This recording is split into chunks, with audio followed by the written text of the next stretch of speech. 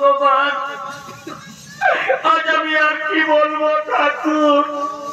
এই দেখুন ঠাকুর আমার অবস্থা।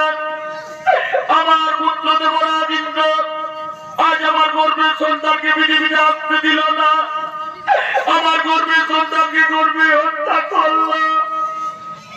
ওগো ভগবান, আপনারা বলুন আমি কি এমন অপরাধ করেছিলাম যে আমার গর্ভের সন্তানকে পৃথিবীতে আসতে দেওয়া হলো না?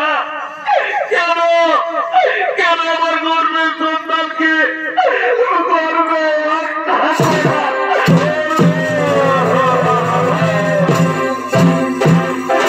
সঙ্গে সঙ্গে ব্রহ্মদেব বললেন, হে ভোলেনাথ, হে ভোলেনাথ, যেভাবে কপট কুচক্রী দেবরাজ ইন্দ্র তিতির গর্ভের সন্তানকে হত্যা করেছে, এর কি ন্যায় বিচার হবে না?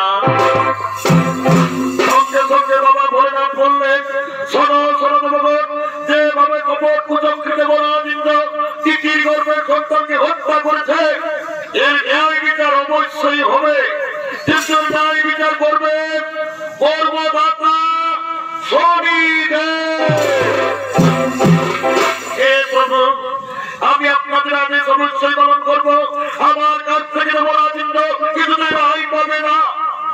ওগো মা, ওগো মাতা দিদি, তুমি আর কেঁদো না মা, ধৈর্য ধরো। আমি ন্যায় দাতা শনিদেব, আমার কাছ থেকে কেউ কোনদিন রেহাই পাইনি, দেবরাজ ইন্দ্র রেহাই পাবে না। শোনো শোনো দেবগণ, বিরক্ত না হইবে